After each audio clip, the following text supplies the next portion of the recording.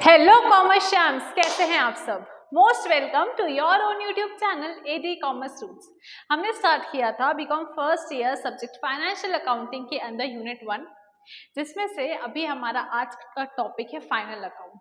Previous videos में हम already बहुत सारे टॉपिक्स कवर कर चुके हैं। अब आपके सिलेबस में, जहाँ पे सिलेबस में यूनिट 1 लिखा है, यूनिट 1 में सिर्फ फाइनल अकाउंट है एंड देन बैलेंस शीट है। बट अब हमको पता है कि फाइनल अकाउंट में बहुत सारे टॉपिक्स आते हैं, जैसे कि trading account, P&L account and balance sheet.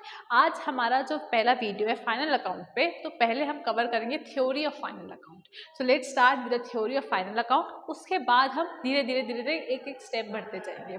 देखो बोला क्या गया है, मीनिंग बोलते हैं final account are the financial statements prepared at the end of an accounting period to determine the profit and loss of the business and its financial position. क्या बोला गया है, जो फाइनल स्टेटमेंट है, फाइनल अकाउंट है, तो वो क्या है, एक फाइनेंशियल स्टेटमेंट होता है। फाइनेंशियल स्टेटमेंट जो साल के अंत में बनता है, साल के आखिरी में बनता है, ये बताने कि मेरा प्रॉफिट निकला है कि मेरा लॉस निकला है।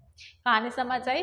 जैसे हमारा जो साल अकाउंटिंग पीरियड है कब से स्टार्ट होता है, वो स्टार्ट होता है 1 अप्रैल से 31 मार्च तक मेरा स्टार्ट होता है। अब इसमें बहुत सारे ट्रांजेक्शन्स होते हैं, बहुत सारी चीज़ें होती हैं। अब eight the end of the year 31 मार्च में मेरा जो कंपनी है उसकी क्या फाइनेंशियल पोजीशन है, वो कहाँ पे स्टैंड कर रहा है, उसका क्या प्रॉफिट है, क्या लॉस है, ये मैं किससे पता करूँगी, ये मैं फाइनल अकाउंट से मैं बनाऊँगी, उसकी हेल्प से मुझे पता चलेगा।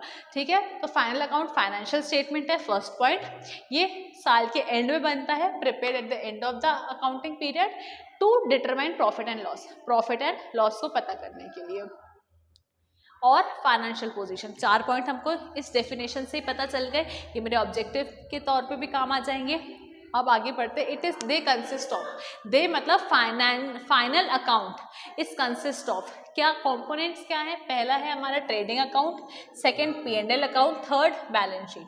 जब ट्रेडिंग अकाउंट है, ट्रेडिंग अकाउंट क्यों बनाया जाता है, ट्रेडिंग अकाउंट बनाया जाता है to to calculate my gross profit and gross loss. ये जो GP एंड GL लिखा हुआ है, इसका मतलब होता है gross profit and gross loss. अब जो ट्रेडिंग अकाउंट है ना, ये हम आगे फर्दर वीडियोस में पढ़ने वाले हैं कि ट्रेडिंग अकाउंट होता क्या है। अभी ये समझो, जो ट्रेडिंग अकाउंट है इसमें मेरे सारे डायरेक्ट एक्सपेंसेस और डायरेक्ट इनकम बस आती हैं। अब देखिए, डायरेक्ट इनकम और डायरेक्ट एक्सपेंसेस क्या होते हैं। डायरेक्ट इनकम और डायरेक्ट एक्सपेंसेस वो एक्सपेंसेस और इनकम होती हैं जो मेरे प्रोडक्ट से डायरेक्टली लिंक्ड है। फॉर एग्जाम्पल, मेरी जो कंपनी है वो चॉकलेट प्रोडक्शन करती है, ठीक है, चॉकलेट का प्रोडक्शन करती है। अब जब वो चॉकलेट बना रही है, चॉकलेट मैन्युफैक्चर कर रही है, तो चॉकलेट बनाने के लिए जितने भी खर्चे लग रहे हैं, जैसे कि मिल्क लगेगा, कोको पाउडर लगेगा, क्रीम लगेगी और वेनिला एसेंस लगेंगे, तो ये जो सारी जो चीज़ें लग रही हैं, ये मेरे खर्चे हैं। ये जो खर्चे लग रहे हैं ये मेरे एक्सपेंसेस हैं। बट कैसे एक्सपेंसेस हैं, डायरेक्ट एक्सपेंसेस हैं। क्यों है डायरेक्ट एक्सपेंसेस, क्योंकि ये मेरे डायरेक्टली प्रोडक्ट से रिलेटेड है। अब इनको बनाने के लिए कुछ एम्प्लॉयज़ भी लगेंगे, कुछ लेबर्स भी लगेंगे। तो जो लेबर्स हैं उनको जब मैं वेजेस पे कर रही हूँ, तो ये भी क्या है, डायरेक्टली मेरे प्रोडक्ट से रिलेटेड है, इसलिए ये मेरे क्या कहलाएंगे, डायरेक्ट एक्सपेंसेस कहलाएंगे। समझ आया। मैंने जितनी भी परचेजेस, जितना भी रॉ मटेरियल परचेज किया है चॉकलेट बनाने के लिए, वो मेरा क्या कहलाएगा, डायरेक्ट एक्सपेंस कहलाएगा। डायरेक्ट इनकम क्या कहलाएगी, डायरेक्ट इनकम कहलाएगी जो मैं चॉकलेट जब मैं सेल आउट कर दूंगी, जब मैं चॉकलेट को सेल आउट करूंगी, उससे जब मेरी इनकम जनरेट होगी, वो मेरी क्या कहलाएगी, डायरेक्ट इनकम जनरेट होगी। ये कहानी समझ आई, बोला क्या है। अब इसके बाद इसको अगर समझना है ना, और चलो फिर अब बोला है P&L account, prepare to calculate net profit and net loss. Net profit and net loss का मतलब होता है ओवरऑल, पूरा। नेट प्रॉफिट का मतलब होता है पूरा प्रॉफिट, चाहे वो डायरेक्ट हो चाहे इनडायरेक्ट हो। अब देखो इसमें क्या होता है, P&L में हम सिर्फ और सिर्फ क्या लिखते हैं, मेरे सारे इनडायरेक्ट एक्सपेंसेस और इनडायरेक्ट इनकम। इनडायरेक्ट, इसका मतलब, अब देखो चॉकलेट तो बन रही है, चॉकलेट की जो पैकेजिंग है, मार्केटिंग है, इनके लिए जो मैंने एम्प्लॉयज़ रखे हुए, उनकी सैलरीज, जहाँ पे मेरा मैन्युफैक्चर हो रहा है, मैन्युफैक्चर हो रहा है या फिर जहाँ पे ऑफिस है, ऑफिस का जो रेंट है, डेप्रिसिएशन चार्ज हो रहा है, मशीन का जो डेप्रिसिएशन चार्ज हो रहा है, ये सारे इनडायरेक्ट एक्सपेंसेस हैं। तो मेरे जो इनडायरेक्ट एक्सपेंसेस है वो किस में आएगा? P&L में, प्रॉफिट एंड लॉस अकाउंट में। और इनडायरेक्ट इनकम का मतलब क्या होता है? जैसे कि मैंने कोई इंटरेस्ट रिसीव हुआ है, कमीशन रिसीव हुआ है, डिस्काउंट रिसीव हुआ है, ये सब क्या है? मेरे इनडायरेक्ट इनकम कहलाएंगे। डायरेक्ट सारे ट्रेडिंग में, इनडायरेक्ट सारे P&L में। ओके, देखो इसमें हम ऐसे भी समझ सकते हैं। देखो ये मेरी चॉकलेट है, ये छोटू सा सर्कल है, मेरा चॉकलेट है। अब चॉकलेट के जो आजू बाजू है इसके सारे raw material, transportation charges, wages, factory का रेंट, जहाँ पे मेरी चॉकलेट मैन्युफैक्चर हो रही वहाँ का रेंट, और मशीन में लगने वाले फ्यूल, पावर, गैस, ये सारी जितनी सारी चीज़ें हैं ये डायरेक्ट है। क्यों? क्योंकि चॉकलेट से रिलेटेड है। जो फर्स्ट सर्कल है ये सारे क्या कहलाएंगे? मेरे डायरेक्ट एक्सपेंसेस और डायरेक्ट इनकम। और जो सेकेंड सर्कल है तो ये चॉकलेट से ही रिलेटेड लेकिन थोड़े दूर के रिश्तेदार हैं। तो थोड़े दूर के रिश्तेदार मतलब मेरे P&L में आएंगे, इनडायरेक्ट इनकम और इनडायरेक्ट एक्सपेंसेस के तौर पे। समझ आया? थर्ड आता है हमारा बैलेंस शीट। बैलेंस शीट क्या बताता है? Shows the financial position of the business, कि मेरी जो बिजनेस है वो कहाँ पे स्टैंड कर रहा है, फाइनेंशियली कहाँ पर स्टैंड कर रहा है, मुझे किसके थ्रू पता चलेगा? मुझे बैलेंस शीट के थ्रू पता चलेगा। Hope it's clear. तो ये हमने क्या पढ़े? फाइनल अकाउंट के कैसे बनता है। तीन चीज़ें होती हैं, trading account, P&L account and balance sheet. Trading account में मेरे सारे direct income and direct expenses, P&L में मेरे सारे इनडायरेक्ट इनकम और इनडायरेक्ट एक्सपेंसेस। बैलेंस शीट में जो फाइनेंशियल पोजीशन पता चलती है। फाइनेंशियल पोजीशन कैसे पता चलेगी? कि एक्चुअल में मेरा जो बिजनेस है उससे कितनी लाइबिलिटीज़ है और कितने एसेट्स हैं। लाइबिलिटीज़ मतलब बिजनेस के ऊपर कितना कर्ज है और बिजनेस से कितने एसेट्स है, वो सारी चीज़ें जो बिजनेस खुद की है और उससे फर्दर प्रोडक्शन कर सकता है। Hope it's clear. अगर अभी थोड़ा थोड़ा भी क्लियर हो रहा है ना तो ठीक है, आगे वीडियो से पूरा क्लियर हो जाएगा आप लोगों को। Objectives of final account, determine P&L। अब देखो मैंने शॉर्ट में इसलिए लिखा है क्योंकि आप लोगों को भी यही आएगा, मतलब आदत में यही डालना पड़ेगा, बट मैं लिख देती हूँ डिटरमाइन प्रॉफिट एंड लॉस। मुझे फाइनल अकाउंट क्यों हेल्प करता है? क्योंकि मुझे पता चले कि मेरे प्रॉफिट और लॉस कितना है एक्चुअल में। Second, shows financial position.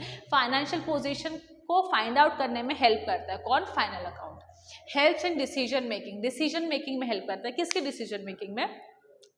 Creditor की, इन्वेस्टर्स की, शेयर होल्डर्स की, गवर्नमेंट की, बैंक्स की, सब आपका फाइनल अकाउंट ही देखते हैं, सब आपका बैलेंस शीट ही देखते हैं कि ओके इस बिजनेस का क्या फाइनेंशियल रिपोर्ट है, कहाँ स्टैंड कर रही है, इसके अकॉर्डिंग ही मैं अपना पैसा लगाऊंगा।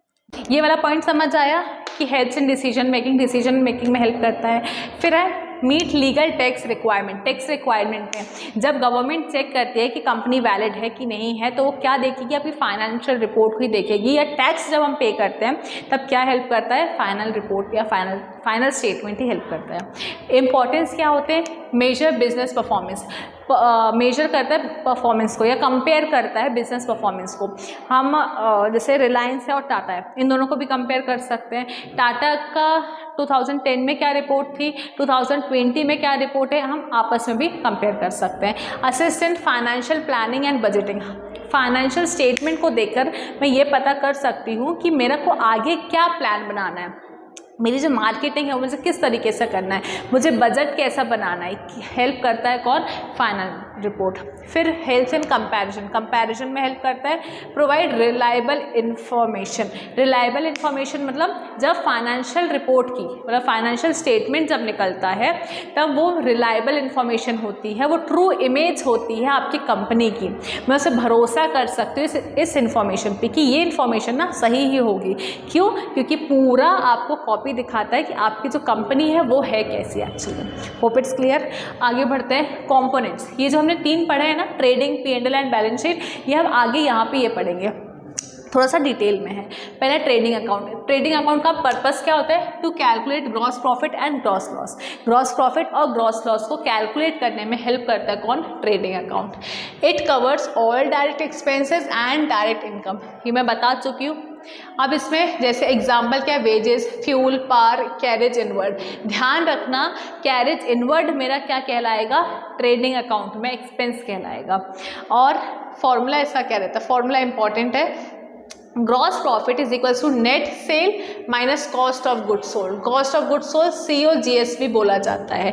इसका मतलब वो कॉस्ट, वो लागत जो मेरे प्रोडक्ट को बनाने में लगाई गई है। चॉकलेट को बनाने में मेरे को 7 रुपये लगा है, तो ये क्या कहलाएगा, cost of goods sold. Net cell मतलब टोटल कितनी सेल हुई है, मेरा कितना सामान बिका है, माइनस करेंगे कि मेरे कितनी लागत लगी है, क्या आ जाएगा, ग्रॉस प्रॉफिट। नेट सेल्स मतलब समझे टोटल कितनी सेल्स हुई है, minus COGS cost of goods sold, किसी भी गुड्स को बनाने में कितनी लागत लगी हुई है उससे हम माइनस कर देंगे। अब देखो COGS, जब कॉस्ट मेरी ज़्यादा लगती है और सेल कम होती है, इसका मतलब मेरा जो प्रॉफिट है वो नहीं हुआ है। ये कौन सी सिचुएशन है, लॉस की सिचुएशन है। जब मैंने लागत ज़्यादा लगा दी है, मैंने अपने बिजनेस में 20 रुपये लगा दिया है और इन रिटर्न सेल कितने की हुई है, सिर्फ 15 रुपये की हुई है। लागत 20 की है, सेल्स 15 की हुई है, मतलब 5 रुपये का मुझे लॉस हुआ है, तो ये होता है मेरा ग्रॉस लॉस। कहानी आई समझ में। ग्रॉस प्रॉफिट जब मेरी 20 रुपये की, मतलब मैंने 20 रुपये लगाए थे बिजनेस में, कॉस्ट ऑफ गुड्स सोल्ड मैंने बिजनेस में लगाए थे 20 रुपये और नेट सेल हुई है 25 रुपये की, तो ज़्यादा हुआ ना, 5 रुपये में प्रॉफिट है। कहानी आ गई समझ में। आगे बढ़ते हैं प्रॉफिट एंड लॉस अकाउंट में।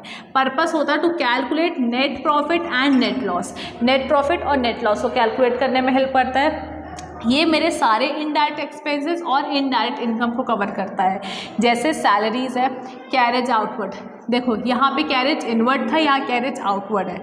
रेंट, डेप्रिसिएशन, ये सारी चीज़ें कहाँ पर आएंगी, ये सारी चीज़ें मेरी इधर पे आएगी, P&L अकाउंट में आएगी। फॉर्मूला बोलता है नेट प्रॉफिट का फॉर्मूला है gross profit plus indirect income minus indirect expenses. Gross profit कहाँ से आया, ट्रेडिंग अकाउंट से आया। Gross profit plus indirect income minus indirect expenses. जितना मेरा ग्रॉस प्रॉफिट था उसमें मैंने मेरी सारी इनकम ऐड की, इनडायरेक्ट इनकम ऐड की, उसमें से माइनस क्या कर दिया, मेरे सारे एक्सपेंसेस माइनस कर दिया, मेरे सारे इनडायरेक्ट एक्सपेंसेस को माइनस कर दिया। क्या निकालने के लिए, नेट प्रॉफिट निकालने के लिए।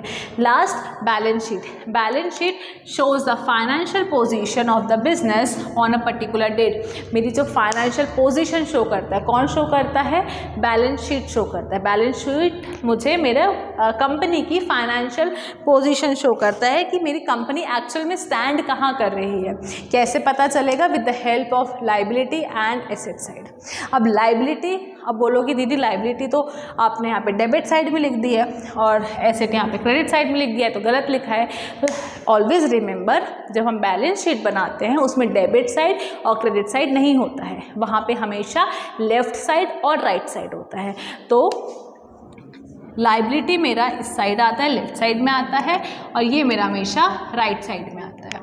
ठीक है, यहाँ पे साइड होता है, left side and right side. So don't get confused regarding your debit side and your credit side. Liability में मेरी सारी लाइबिलिटी चीज़ें आती हैं, एसेट में मेरे सारे एसेट्स आते हैं। और हमेशा याद रखना, liability side should always equals to your asset side. अगर ये दोनों इक्वल आ रहे हैं मतलब आपकी फाइनेंशियल पोजीशन भी सही है और आपका बैलेंस शीट का जो आंसर है वो भी सही है। Hope it's clear. आज के वीडियो में हमने कवर किया फाइनल अकाउंट की पूरी थ्योरी, जिसमें हमने पढ़ा कि फाइनल अकाउंट होता क्या है। फाइनल अकाउंट एक फाइनेंशियल स्टेटमेंट होती है जो पूरे साल में मुझे अपना प्रॉफिट और लॉस को बताती है।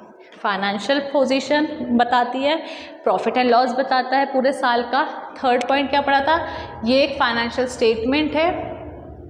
हाँ, इतना ही पढ़ा था ना कि फाइनेंशियल स्टेटमेंट है, पूरे साल की मुझे प्रॉफिट एंड लॉस और मेरी फाइनेंशियल पोजीशन को बताता है। फिर इसके 3 कंपोनेंट्स होते हैं, trading account, P&L account and balance sheet. फिर हमने इसके ऑब्जेक्टिव्स पढ़े, इंपॉर्टेंस पढ़ा और इसके पूरे फॉर्मूलेज देखिए। अब नेक्स्ट अपकमिंग वीडियो में मैं क्या करवाऊंगी theory of trading account, then numerical of trading account. फिर फर्दर वीडियोस में हम ये सारे एक करके पढ़ेंगे। लास्ट में मैं फाइनल अकाउंट के भी क्वेश्चंस करवाऊंगी with adjustments and without adjustments. So hope it's clear to you all. अगर इसके पहले के वीडियोस आपने नहीं देखे हैं तो मेक श्योर वो वीडियो देखो और उसके बाद वाला वीडियो देखो। Thank you.